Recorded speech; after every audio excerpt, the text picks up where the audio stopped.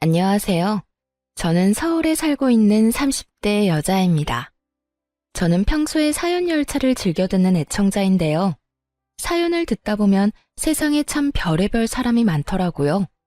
저 역시 그 별의별 사람과 결혼하고 그 못지않은 시댁 식구들을 만나게 되어 이혼을 하게 되었는데요. 저의 기가 막힌 사연 한번 들어보실래요? 저와 남편은 모임에서 만나 1년 연애를 하고 결혼까지 하게 되었어요. 결혼을 하기 전 결혼을 망설이게 된 일이 있었는데 그건 다름 아닌 시모 때문이었습니다. 본격적인 결혼 준비에 앞서 시모를 뵈러 간 적이 있었는데 그때 시모는 저의 직업과 더불어 친정 부모님의 재력까지 관심을 보이더라고요. 썩 기분이 좋진 않았어요. 궁금할 순 있다고 생각을 하면서도 그걸 물어보는 시모의 말투가 저의 기분을 꺼림칙하게 만들었죠.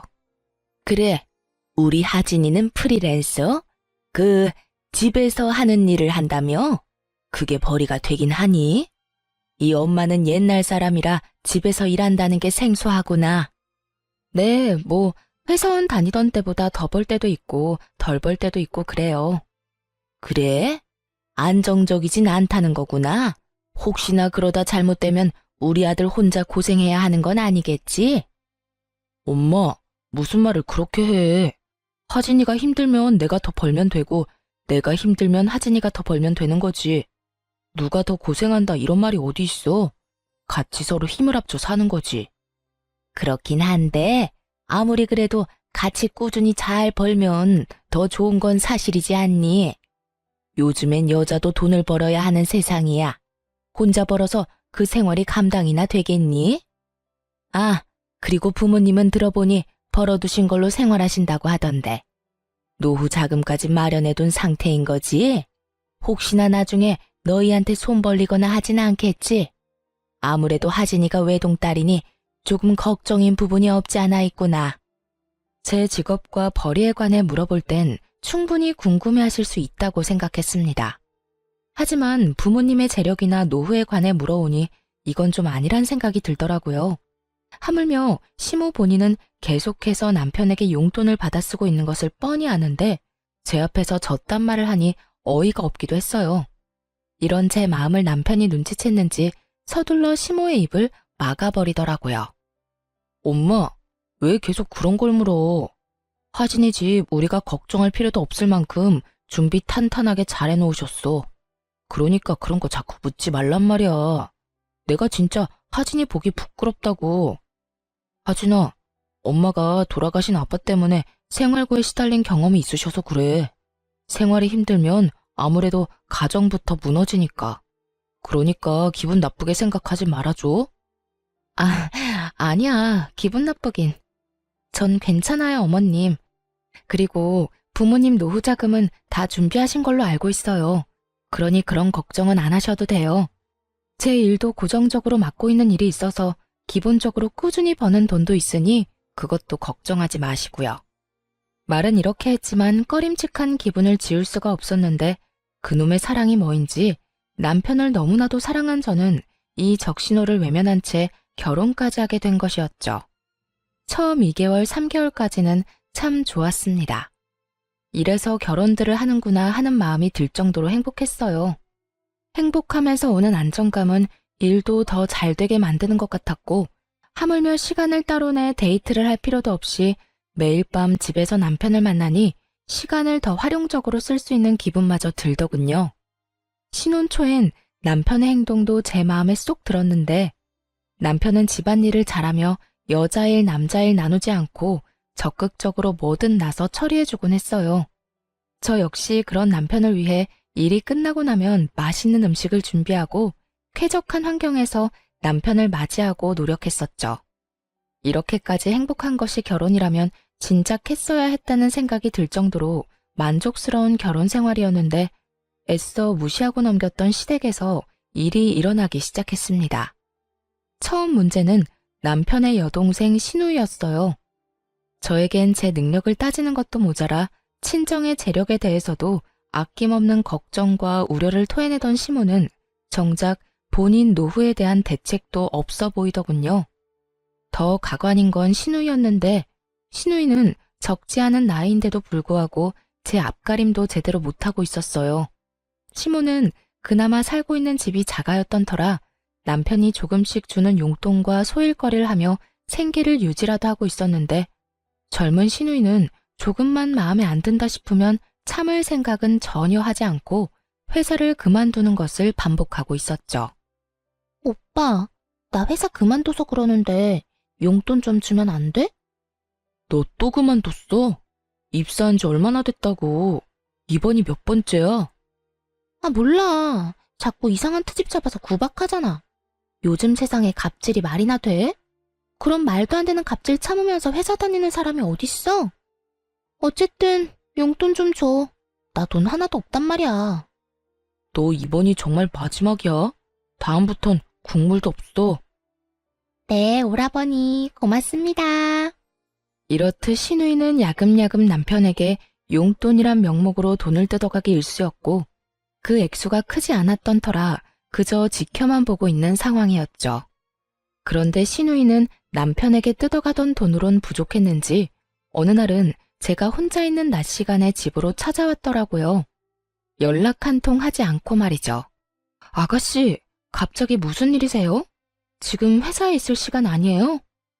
회사 그만뒀어요.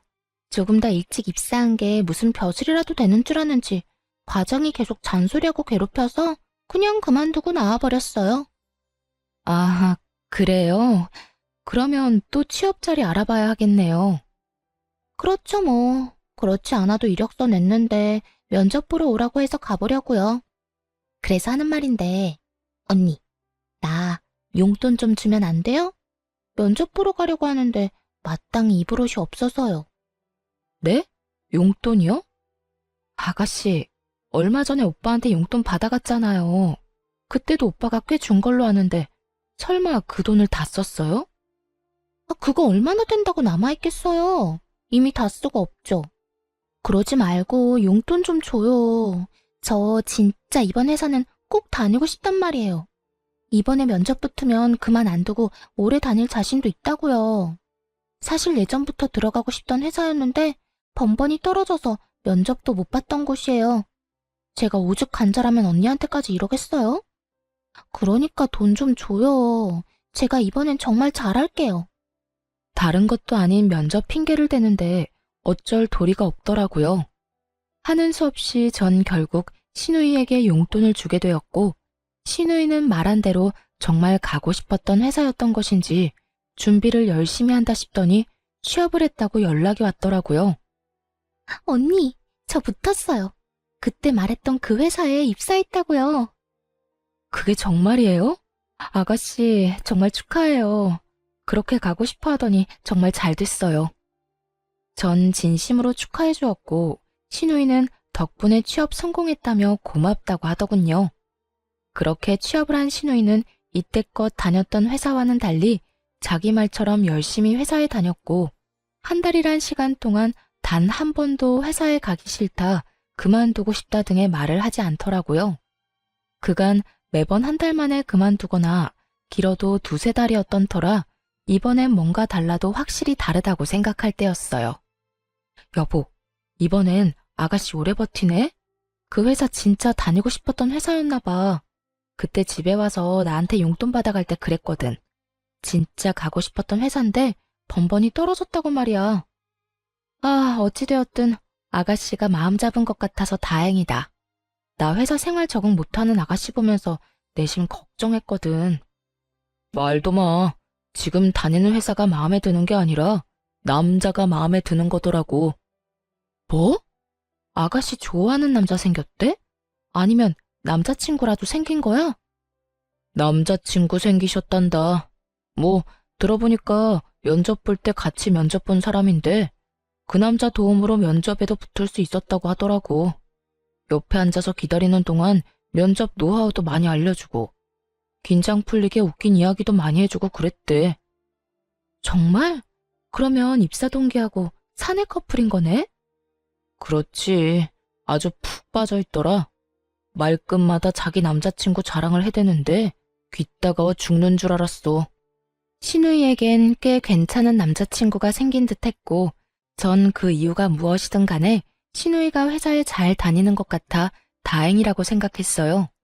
딱 여기까진 다 괜찮았습니다.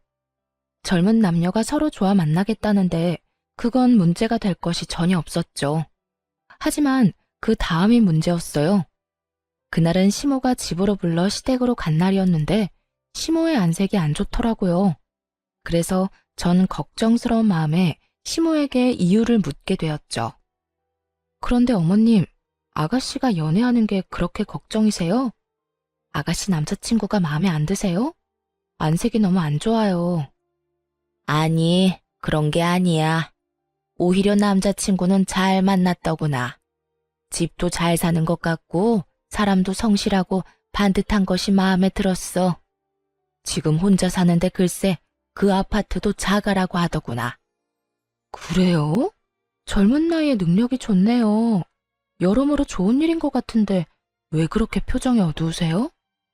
그게 아니 글쎄 우리 딸 임신을 했다나 봐. 모아둔 돈은 전혀 없는 주제에 덜컥 임신이라니. 일을 어떻게 해? 상대방은 바라는 게 많아 보이던데 우리는 능력이 안 되니 말이다. 돈은 없으면서 당장 결혼해서 아기는 무조건 낳을 거라고 난리다. 내가 골머리가 다 아파. 연애한 지 한 달 만에 임신, 그리고 결혼이라니. 솔직히 당황스럽긴 했어요. 그렇다고 이미 가진 아기를 지우라고 할 수도 없는 노릇이고, 또 그렇다고 준비된 것도 없는 아가씨에게 하고 싶은 대로 다 하라고 할 수도 없는 노릇이었죠. 그렇게 제가 당황스러움에 아무 말도 하지 않고 있으니 시모가 내 눈치를 살피며 이야기를 꺼내기 시작했어요. 그래서 하는 말인데 네가 시집 올 때 해온 신혼집 알아보니까 그 아파트 가격 많이 올랐던데 그거 처분해서 우리 딸 시집 좀 보내면 안 되겠니? 저를 시댁으로 부른 목적이 밝혀지는 순간이었어요. 결혼을 할 당시에 남편이 모은 돈이 별로 없어 친정에서 아파트를 해주셨는데 그 아파트를 팔아 시누이 결혼 자금으로 내놓으란 말을 하려 저를 부른 것이었더군요. 이런 정신나간 시모들이 있다고 하더니 제 시모가 이런 정신나간 말을 저에게 할 거라고는 상상도 못했습니다. 이런 문제일수록 애매하게 말해 괜한 기대감을 주는 것보다 확실하게 딱 자르는 게 맞다고 생각해 저는 조금 단호하게 나가기로 했어요. 네? 제 집을요? 그러면 저희는 어디서 살아요? 어디서 살긴 여기서 살면 되지 않니? 우리 아들 방 도배 싹 하고 가구 들이면 제법 신혼방 분위기 날 거다. 그러니까 집 처분해서 우리 딸 시집부터 좀 보내자꾸나. 아기를 지우라고 할 순 없는 노릇이지 않니? 그렇다고 제 집을 처분해서 아가씨 시집 보내는 것도 아니죠. 저도 힘들게 번 돈으로 힘들게 장만한 집이라고요. 저희 부모님 돈도 들어가기도 했고요. 어찌됐든 전 그럴 생각 없으니 어머님도 방금 하신 말은 없던 걸로 해주세요. 제 말에 시모는 섭섭한 기색을 숨기지 않더라고요. 그때까지 소중하다는 듯 부여잡은 제 손을 제가 안 된다고 하자마자 신경질적으로 뿌리친 시모는 이렇게 말했어요. 넌 어떻게 된 애가 생각해본다는 말도 안 하니? 네가 그렇게 딱 잘라서 안 된다고 말하면 내가 민망할 거란 생각은 안 하는 거니? 넌 어쩜 그렇게 네 기분, 네 생각만 하니? 민망하셨다면 죄송해요. 그런데 저는 어머님을 민망하게 만들고 싶어서 그랬던 게 아니라 이런 문제일수록 딱 잘라 정확하게 말아야 한다고 생각해서 그렇게 말씀드린 거예요. 아무리 길게 생각해본다 한들 안 되는 일인데 시간 끌면 뭐해요? 괜히 기대만 하게 만들지 않겠어요? 전 그런 상황 만들기 싫었던 것뿐이니 너무 기분 나빠하지 마세요. 이미 기분 다 상했다. 네가 뭐 지금이라도 다시 생각해본다고 하면 내 기분이 좀 풀릴 것 같기도 한데 어떠니? 다시 생각해 볼래? 누가 아니? 지금은 딱 잘라서 안 되는 일이지만 곰곰이 다시 생각해 보면 가능성이 생길 수도 있는 일이지 않니? 그러니까 지금 딱 잘라 안 된다고 하지 말고 집에 가서 잘 생각해 보려무나. 어머님, 100번을 생각해도 안 되는 건 안 되는 거예요. 제 힘으로 마련한 집도 아니고 부모님께서 해주신 집인데 그걸 팔아서 아가씨 시집 자금으로 보태는 건 말도 안 되죠. 너 아까부터 계속 말도 안 된다고 하는데 뭐가 그렇게 말도 안 되니? 너 이제 우리 가족 아니니? 가족이면 이럴 때 다 돕고 사는 게 당연한데 넌 왜 계속 말도 안 된다고 하는 건지 난 네가 이해가 안 되는구나. 도무지 말이 통할 것 같지 않았어요. 시모는 제가 어떤 말을 어떻게 하든지 간에 무조건 다시 생각해봐라. 가족끼리는 다 돕고 사는 거라는 대답만을 해댔고 짜증내고 때를 쓰는 시모를 달래는 것도 지쳐갔어요. 어머님, 죄송한데요. 전 어머님이 무슨 말을 어떻게 하시든지 간에 절대 제 집 팔 생각 없으니까 그런 줄 아시고 다신 이런 말 꺼내지 말아주세요. 저는 어머님이랑 더는 얼굴 붉히고 싶지 않아요. 이런 저의 말에도 시모는 끝까지 저를 붙잡고 무어라 말을 하려고 했지만 전 그런 시모를 뿌리치다시피 하고 시댁을 벗어났습니다. 진이 다 빠지는 기분이었어요. 적어도 2시간 정도 같은 말을 하며 시모와 실랑이를 하고 집에 돌아왔더니 정신적으로 너무 피곤하더라고요. 그렇게 몸도 마음도 고단해 아무것도 못하고 소파에 앉아 쉬고 있으니 퇴근한 남편이 집으로 들어오더라고요. 남편도 눈이 있다면 만신창이가 된 제 상태가 보일 텐데 남편 놈은 저를 보자마자 다짜고짜 또 시누이 이야기를 꺼내기 시작했어요. 오는 길에 엄마랑 통화했는데 당신 꼭 그렇게까지 말했어야 했어? 우리 엄마 엄청나게 섭섭해하더라. 어떻게 그렇게까지 딱 잘라서 말할 수가 있는 거냐고. 당신 다시 봤단 말까지 했다고. 나야말로 어머님 다시 봤어. 몇 번이나 좋게 이야기해도 결국은 이거야. 다시 생각해보면 내 말이 다 맞으니까 이 집 팔아서 돈 내놔라. 무슨 말이 통해야 좋은 말로 설명을 하지. 당신 같으면 어떻게 했을 건데? 몇 시간이 걸리든 계속 좋게 안 된다고 했을 거야? 나 오늘 2시간 넘게 이 집 이야기만 하다가 왔어. 내가 오죽했으면 다신 그런 말 꺼내지 말란 말까지 했겠냐고. 당신 심정 이해 안 되는 건 아니지만 그래도 좋게 말하지 그랬어. 아니, 그냥 이 집 처분해도 상관없잖아. 우리야 엄마 집에 들어가서 살면 되는 거고 집이야 부지런히 모아서 다시 장만하면 되는 거지. 어차피 당신도 친정에서 받아온 집이면서 뭐가 아깝다고 그렇게 안 판다고 우겨서 이 난리를 만들어. 이놈도 제정신은 아니구나 싶었어요. 저희 부모님께서 힘들게 번 돈으로 제가 조금이라도 편하게 살기 바라는 마음에서 장만해 주신 집을 팔아 시누이 시집 보내고 시집살이나 하라는데 어느 여자가 웃으면서 네 하겠어요? 그건 그 여자가 나사 하나 빠진 거 아닐까요? 다른 사람은 어떻게 생각할지 몰라도 제 생각은 확고했기에 남편의 말을 듣는 내내 남편의 정신 상태가 궁금해지더군요. 여보, 우리 부모님은 하늘에서 떨어진 돈으로 이 집 마련해 주신 것 같아? 우리 부모님도 힘들게 번 돈으로 나 편히 살라고 큰맘 먹고 마련해 주신 집이야. 그런데 나 편히 살라고 마련한 집을 홀랑 팔아서 아가씨 시집 보내고 난 시집살이나 하라고? 당신 같으면 그렇게 하겠다는 말이 나오겠어? 아니, 당신이 어떻든 상관없이 난 그렇게 착하지도 그렇게 너그럽지도 않은 사람이니까 나한테 그런 말도 안 되는 요구하지 마. 당신 진짜 이렇게까지 냉정하게 굴어야겠어? 나도 오죽하면 이렇게까지 말하겠냐고. 다른 것도 아닌 임신했다잖아. 죽어도 아기 낳겠다는데 그러면 미혼모를 만들어? 그럴 순 없는 노릇이잖아. 일단 시집은 보내야지. 그러니까 애초에 그렇게 과한 혼수를 요구하면 아가씨가 딱 잘라서 안 된다고 했어야지. 모아둔 돈도 없고 마련할 능력도 없으면서 무조건 알겠다고 하면 어떻게 해. 그 뒷수습은 누가 하냐고. 아가씨 생각하면 나도 안타깝긴 하지만 그건 그거고 이건 이거야. 난 이 집 건드릴 생각 전혀 없으니까 그런 줄 알아. 여보, 왜? 여기 귀먹은 사람 없어. 소리 지르지 말고 똑같은 말 계속하게 만들지도 마. 처음이었어요. 남편과 제가 이렇게까지 언성을 높이며 부부싸움을 한 적은요. 남편은 계속 저를 설득하려고 했고 저는 끝까지 안 된다고 하고 그야말로 아비규환이 따로 없었죠. 그날 이후 시모와 시누이는 번갈아 가며 연락이 오고 있었고 연락이 없는 날엔 집에 와 저를 설득하려고 했었어요. 시모는 저에게 늘 이런 말을 했고 얘, 너 진짜 가족끼리 이렇게까지 매정하게 구는 거 아니다. 내가 매번 하는 말이지만 다시 한번 생각해봐라. 아니, 다시 생각해볼 필요도 없어.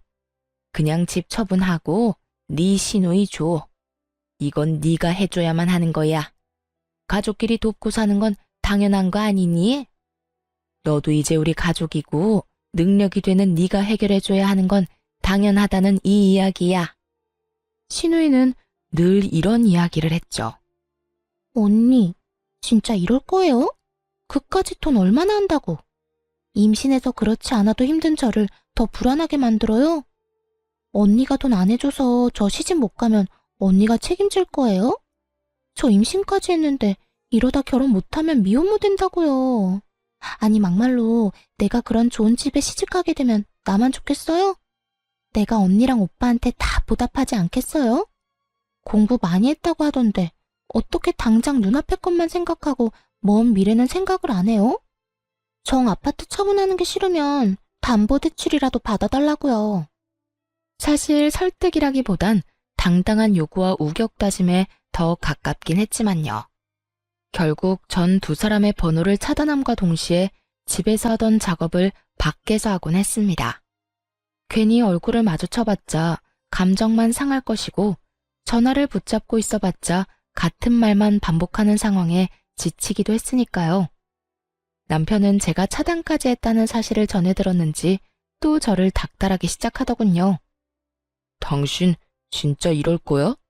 어떻게 시댁 식구를 차단할 수가 있어? 내가 오죽했으면 이렇게까지 했겠어? 전화가 쉴 새가 없어. 어머님이랑 아가씨가 계속 전화해서 아니, 두 사람은 나한테 이 집 맡겨놨대? 나한테 도대체 왜 그러는 거야? 두 사람도 오죽했으면 그렇게까지 하겠어. 오죽 급하고 절박하면 그렇게까지 하겠냐고. 난 분명 안 된다고 여러 번 말했고 지금도 그 생각에는 변함없어. 그러니까 나한테 그만 연락하고 그만 찾아오라고 전해. 남편은 끝까지 제 입장에선 조금도 생각하지 않는 듯 하더라고요. 그저 남편의 머릿속엔 자기 동생만으로 가득해 보였고 전 그런 남편을 보며 점점 실망감을 느끼고 있었습니다.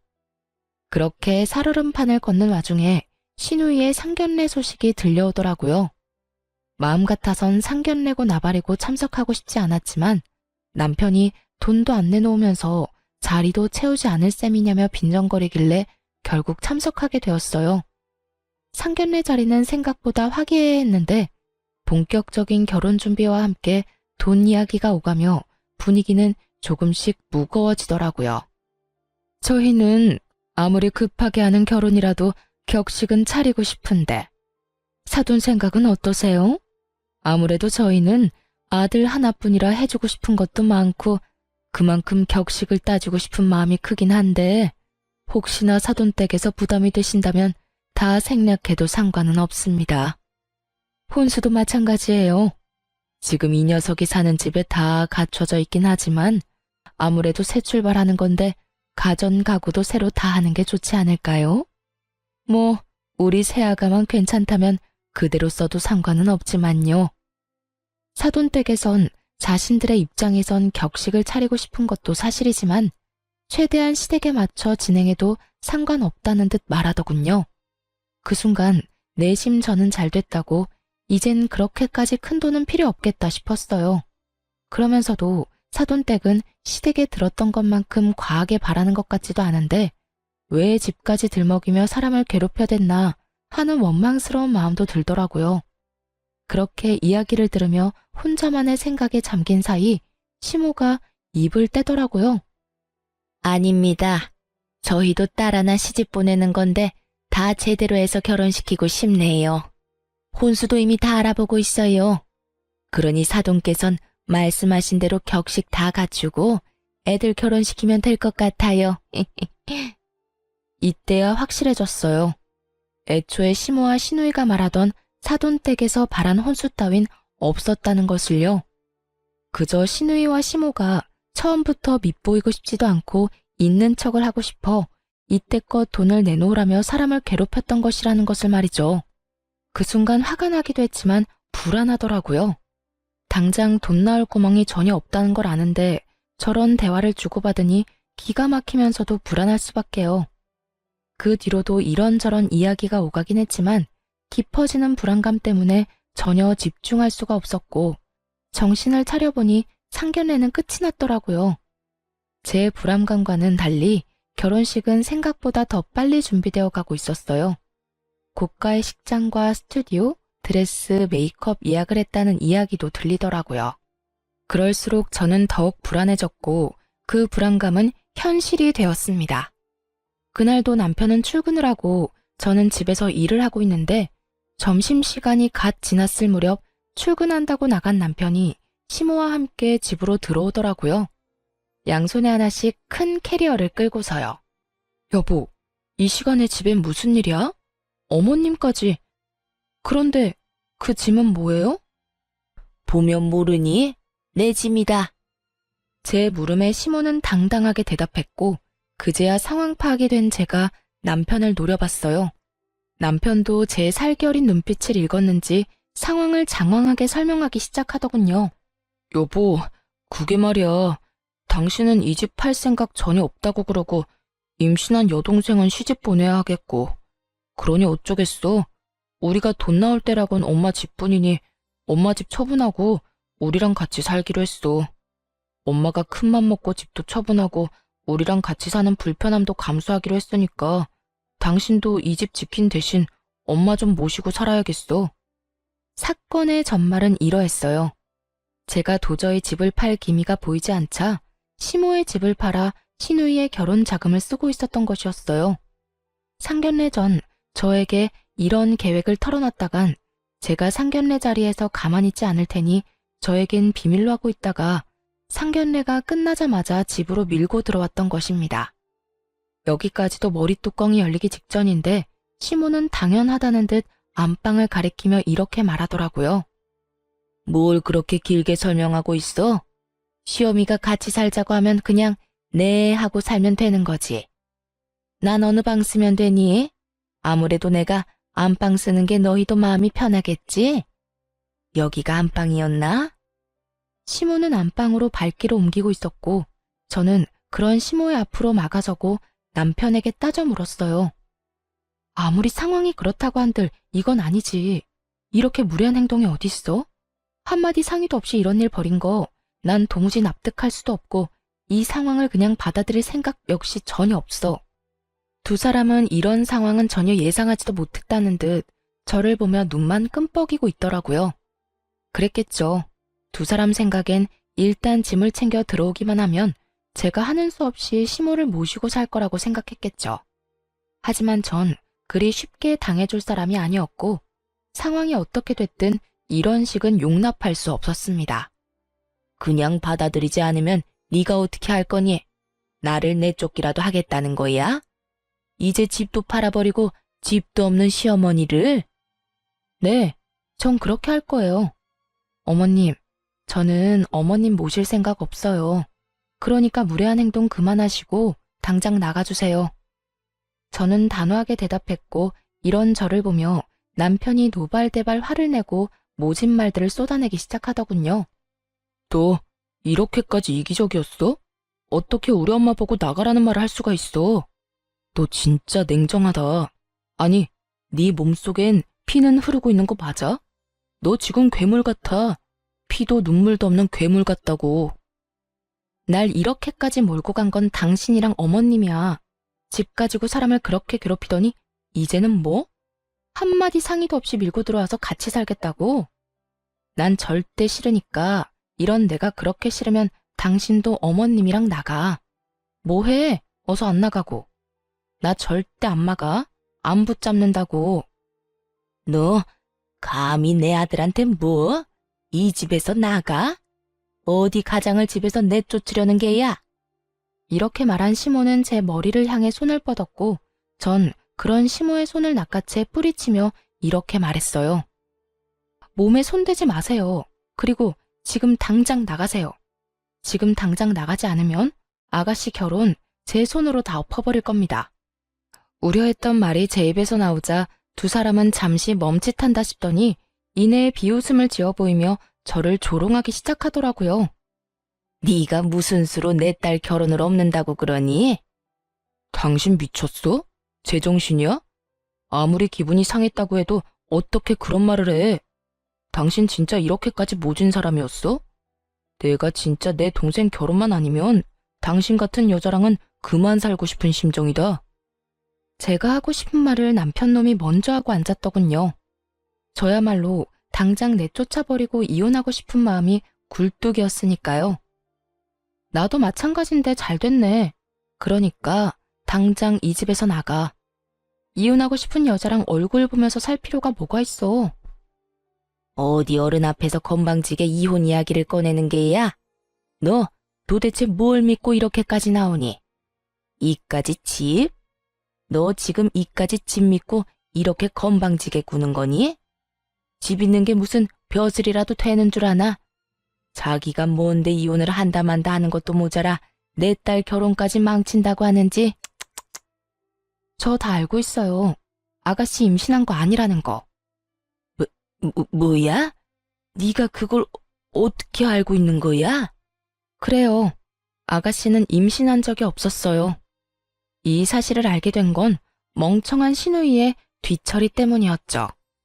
한참 저에게 돈을 요구하던 시기에 신우이가 저희 집까지 찾아온 적이 있었는데 그때 화장실을 자주 간다 싶더라고요. 임신 초기에 화장실을 자주 가기도 한다고 하니 그런가 보다 했는데 신우이가 돌아가고 난 후 화장실을 가니 쓰레기통에선 여러 개의 생리대가 발견되기도 했고요. 정말 기가 막히지 않나요? 어떻게 임신을 가지고 장난질을 할 수가 있는지 제 상식으론 이해가 되지 않더라고요. 아무리 그 남자를 붙잡고 싶고 그 집안의 재력이 탐이 난다고 한들 그런 거짓말은 절대 안 된다고 생각했죠. 그러면서 이때껏 저를 대했던 모든 행동에 대해 의구심을 품게 되기도 했고요. 사실 처음에 신우이가 임신했다고 하며 시집갈 돈이 없다고 했을 때 조금 흔들렸던 건 사실이에요. 아파트 차분까진 아니더라도 그동안 제가 모았던 돈 정도는 보태주려고 했었어요. 하지만 시모가 파렴치하게 나오는 모습을 보며 그 생각도 스치듯 지나가 버렸고 절대 아무것도 내주면 안 된다는 생각을 하게 된 것이었죠. 어찌됐든 이렇게 전 아가씨가 가짜 임신으로 결혼까지 하려는 것을 알았고 시모 역시 한 집에 사는데 이 모든 사실을 모를 일 없다고 생각했던 것이었죠. 제 예상대로 시모는 모든 사실을 다 알고 있었고 멍청한 제 남편은 전혀 아무것도 모르는 눈치더군요. 뭐라고? 임신한 게 아니었단 말이야? 왜 그런 거짓말을 했대? 그러다 들키면 어쩌려고?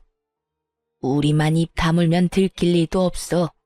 들어보니 그 집 재산이 장난이 아니라고 하더라. 그런 집 외동아들이 네 동생한테 푹 빠져 있다는데 기회 왔을 때 잡아야 할 거 아니니? 일단 결혼부터 시키고 적당한 때에 유산했다고 하면 돼. 진짜 임신하게 되면 더 좋고. 하여튼 그래서 결혼 서두른 거니까 너도 조용하고 있어. 억소리가 날 만큼 놀라운 말이었어요. 딸 자식이 그딴 짓을 저지르고 있다고 하면 부모가 나서 말리고 혼내는 게 정상 아닌가요? 시모는 그런 시누이를 말리기는커녕 앞장서서 시누이를 돕고 있더군요. 남편 역시 같은 핏줄은 확실하더라고요. 시모의 말에 말릴 생각은 하지도 않고 앞으로 호강할 일만 남았다며 시누이를 부러워하고 있더군요. 어쩐지 이상하다 싶었어. 그런데 그렇게 잘 산대? 이야, 내 동생 이제 떵떵거리면서 살겠네. 부럽다 부러워. 부러울 거 뭐 있어? 네 동생 잘 되면 너도 잘 될 텐데. 그런가? 내가 여동생 덕을 다 보게 생겼네. 이럴 줄 알았으면 용돈 달라고 할 때 더 넉넉하게 챙겨줄 걸 그랬어. 두 사람은 제가 있다는 사실도 잊은 것인지 시누이 덕을 볼 생각이 신나서 주저리 모든 사실을 읊어대고 있었고 전 그런 두 사람이 너무나도 한심했습니다. 그러면서도 남편에 대한 정이 떨어지는 것은 물론이고 조금 남아있던 미련마저 사라지며 머릿속에 남은 것은 이혼뿐인 상황이 되었죠. 어때? 이제 우리 엄마 모실 마음이 좀 생겼어? 지금이라도 우리 엄마한테 버릇없이 군 거 빌면 내가 너그러운 마음으로 당신 용서해 줄게. 용서? 그딴 용서 필요 없으니까 제발 이 집에서 좀 나가줄래? 난 이제 당신이랑 살 생각 전혀 없어. 그러니까 당신 엄마는 당신이 모셔. 괜히 나까지 싸잡아서 고생시킬 생각하지 말고. 당신 방금 우리 말 못 들었어? 이제 곧 내 여동생이 우리 호강시켜줄 거라고. 그런데도 나하고 우리 엄마 내쫓겠다고? 호강 같은 소리 한다. 어떻게 된 인간이 동생이 그런 일이 벌이고 있다고 하면 말릴 생각을 해야지 더 부추기고 있어? 진짜 정 떨어진다. 정 떨어져? 당신 지금 그 말 나한테 하는 말이야? 그래, 당신하고 당신 가족한테 하는 말이야. 사랑하는 남자한테 임신했다고 속이고 결혼하려는 아가씨나 그런 사실 알고도 딸 혼내기는커녕 집까지 처분해서 도와주는 어머님이나 호강 타령이나 하는 당신이나 세 사람 전부 다 치가 떨리게 정 떨어져. 난 네가 말하는 그딴 호강은 바란 적도 없고 앞으로도 필요 없으니까 당장 이 집에서 나가. 이렇게까지 나가라고 했으면 자존심이 상해서 나가는 것이 정상일 텐데 도무지 두 사람은 움직일 생각도 제 말을 들어먹을 생각도 하지 않더라고요. 오히려 화를 내는 저를 보면 그러다 정말 후회한다는 둥, 지금이라도 늦지 않았다는 둥 헛소리만 하며 비아냥거릴 뿐이었어요. 전 더는 두 사람의 그림자도 보기 싫은 상태였고 혹시 몰라 상견례 때 받아뒀던 신우이의 예비 신랑의 명함을 보여주며 이렇게 말했어요. 나 지금 농담하는 거 아니야. 지금 당장 나가지 않으면 나 이 명함에 적힌 번호로 전화해서 아가씨 가짜 임신이니까 지금 당장 산부인과 같이 가보라고 할 거야. 그게 뭔데? 이찬훈? 이찬훈이면 내 동생이랑 결혼할 남자 아니야? 네가 이 사람 명함을 왜 가지고 있어? 상견례 때 주길래 받아뒀어. 지금 그게 중요해? 더 중요한 게 있을 텐데. 정말 네 동생 결혼 다 엎어버리기 전에 당장 나가라고. 잠시만. 당신 정말 왜 이래? 지금 우리가 여기서 나가면 어디로 가? 오갈 데도 없단 말이야. 그것까지 내가 해결해줘야 해? 이혼할 마당에 그런 것까지 내가 신경 써줘야 하냐고. 신경 써달라는 게 아니라 며칠 시간을 좀 달라는 말이지. 아니, 이혼할 때까지는 여기서 좀 지내면 안 될까? 당신이 원하는 대로 이혼할 건데 조금만 지낼게. 느끼셨나요? 남편이나 시모나 대화가 통하지 않는 것은 매 한 가지였어요. 아니, 통하지 않는 것을 넘어 아예 되지 않는 수준이었죠. 저는 도저히 안 되겠다는 생각에 두 사람이 보는 앞에서 명함에 적힌 번호를 누르기 시작했고 그런 제 모습을 보던 남편과 시모가 화들짝 놀라며 짐을 챙기기 시작하더라고요. 지금 나가. 지금 나간다고. 그러니까 전화하지 마. 당신이 전화하면 진짜 큰일 난다고. 그래, 얘. 나 짐 다 챙겼다. 이제 나갈 거야. 그러니 전화하지 말거라. 앞으로 여기 찾아오지도 않을 테니 절대 전화하지 마라. 아연실색한 두 사람은 서둘러 집을 떠나버렸고 전 잔뜩 겁에 질린 채 도망가는 두 사람의 모습을 보며 깊은 한숨을 내쉬었어요. 그날 이후 이혼 준비에 박차를 가했어요. 저를 괴롭혔던 남편은 물론이고 시모 시누이에게까지 위자료를 받을 수 있었죠. 금액이 많진 않았지만 속이 다 후련하더군요. 거기에다 전 제가 결혼을 하며 쓴 모든 비용을 청구해 그것마저 6개월이란 시간 동안 대부분 돌려받을 수 있었습니다. 제가 이혼을 하고 난 후 전 시누이에게 연락이 왔더라고요. 들리는 소문으로 결혼 한 달 만에 이혼 취소를 당했다고 하던데 그 소문이 맞더라고요. 이렇게 전화까지 한 걸 보면요. 야, 네가 다 말했지? 나 가짜 임신이었던 거 네가 다 말했잖아. 너 다 알고 있었다며. 네가 내 남편한테 전화해서 산부인과 가보라는 거 아니냐고. 야, 마누라가 임신했는데 남편이 병원 같이 가고 싶어 하는 건 당연한 거 아니니? 어디 애먼 사람한테 전화까지 해서 핫플이야. 그전까진 병원 가보자는 말도 안 했단 말이야. 왜 갑자기 병원에 가자고 하냐고. 그걸 나한테 물으면 어떻게 해? 네 남편한테 물어봐. 당사자 두고 왜 나한테 이 난리야? 이혼하자고 저 난리를 부리는데 어떻게 그딴 걸 물어봐? 진짜 머리는 장식용이야 뭐야? 너야말로 대가리가 장식용이겠지. 야, 네가 이혼을 하든 재혼을 하든 난 다 상관없고 관심도 없거든? 그러니까 나한테 이딴 식으로 책임 떠넘김을 생각하지 말고 이럴 시간에 반성이나 해. 애초에 이런 일이 벌어진 것도 네가 다 임신했다는 거짓말 때문에 일어난 일이니까. 알겠어? 누가 누구한테 책임을 묻는 건지 정말 벌을 받고도 깨달은 바가 전혀 없는 인간이라 생각했네요. 혹시나 궁금해하실까봐 드리는 말씀인데 전 정말로 아무 말도 하지 않았어요. 처음엔 연락해 말해줄까 싶기도 했지만 그렇게까지 깊게 관여하고 싶지 않아 명함을 벌어버렸습니다. 제 일처리에도 힘이 벅찬 상태라 남 생각할 여유가 되지 않기도 했고요.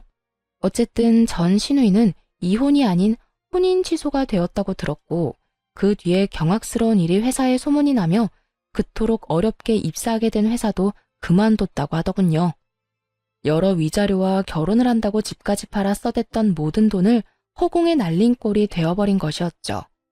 그렇게 빚쟁이가 되어버린 세 사람은 작은 집에서 옹기종기 모여 산다는 이야기를 들을 수가 있었네요. 이렇게 그 악연도 끝날 거라 생각했는데 아니더라고요. 전 남편이 집으로 찾아왔으니까요. 찾아와서 다시 받아달라고 매달렸냐고요? 아니요. 돈을 빌려달라 매달리더군요. 여보, 잘 지냈어? 의미 없는 질문하지 말고 할 말이나 해. 피차 얼굴 봐서 반가운 사이도 아니잖아? 그래, 당신 말이 맞아. 우선 예전 일은 미안했어. 내가 잠시 정신이 나갔었나 봐.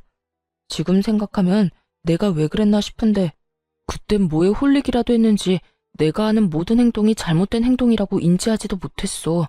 정말 미안. 같은 말 시킬 거야? 할 말만 하라고. 고작 그딴 사고 하자고 온 건 아닐 거 아니야? 제 말에 남편놈은 제 눈치를 힐끔힐끔 보며 이야기를 꺼내더라고요. 그게... 여보, 나 돈 좀 빌려주면 안 될까? 알다시피 이리저리 빚을 많이 내서 요즘 많이 힘들어. 막내도 아직 취업 못해서 나 혼자 감당하려니까 너무 버거운 상태야. 그러니까 당신이 너무 힘들어서 그러는데 나한테 돈을 빌려달라고? 다른 사람도 아닌 나한테? 죽을 만큼 힘드니까 당신밖에 생각이 안 나더라고. 그리고 우리한테 받은 위자료도 있으니까 여유도 있을 거 아니야. 조금만 빌려주면 안 될까? 구구절절 사연팔이를 하는 전 남편을 앞에 두고 얼마나 웃었나 모릅니다. 이혼할 때 위자료로 준 돈을 빌려달라니 너무 기막히고 웃긴 발상 아닌가요? 어떤 생각을 가지고 사는지 결혼 생활 내내 궁금했는데 역시 여전히 생각을 알 수도 이해하고 싶지도 않은 사람이더군요. 위자료로 준 돈을 빌려달라? 당신 진짜 예나 지금이나 웃긴다. 그게 가능할 거라 생각해? 내가 당신 뭘 믿고 돈 거래를 해? 그래도 우리 결혼까지 했던 사이인데 그 정도 신뢰는 있잖아. 내가 정말 힘들어서 그래. 신뢰? 너랑 내 사이에 신뢰가 있었으면 우리가 이혼까지 했겠어? 난 당신한테 빌려줄 돈 없으니까 다신 찾아오지 마. 다시 찾아오기만 해봐. 진짜 가만히 안 둘 테니까. 여전히 대화가 되지 않는 전 남편은 또다시 떼를 쓰며 매달리기 시작했어요. 많이 보던 행동이 시작되는 순간. 더 말해봤자 입만 아플 거라는 걸 직감으로 깨달은 저는 바로 휴대전화를 꺼내 112를 눌렀죠. 당신 지금 경찰에 신고하려는 거야? 지금 가. 지금 간다고. 더럽게 치사해서 당신한테 돈 안 빌려. 잘 먹고 잘 살아라. 어쩌면 그렇게도 변한 것이 없는지 남의 인생도 빌어먹으며 살겠다 싶었네요. 그 후로 전 괜한 시간 낭비를 하고 싶지 않아 이사를 해버렸어요. 친정 부모님께서는 같이 살길 원하셨지만 그러고 싶지 않아 적당한 곳을 얻어 혼자 지내고 있어요. 전 여전히 일도 하고 사람들을 만나며 잘 지내고 있어요. 친구와 만나 수다를 떨기도 하고 여행을 가기도 하고요. 가끔 좋은 사람이 나타나면 연애도 하곤 했지만 깊은 관계로 이어진 사람은 없었네요. 지금은 혼자 지내고 있으며 한동안은 연애 생각이 없어요. 깊은 연애로 이어지지 못한 이유가 제가 아직 마음의 준비가 되지 않은 것 같아 한동안은 연애를 하지 않을 생각입니다. 아무리 좋은 사람이 나타나도 제 마음이 준비되지 않았다면 다 소용없는 짓이라는 걸 깨달았거든요. 상대방에게도 할 짓이 못 되고요. 이혼할 당시 혼자가 되는 게 참 무서웠던 것 같아요.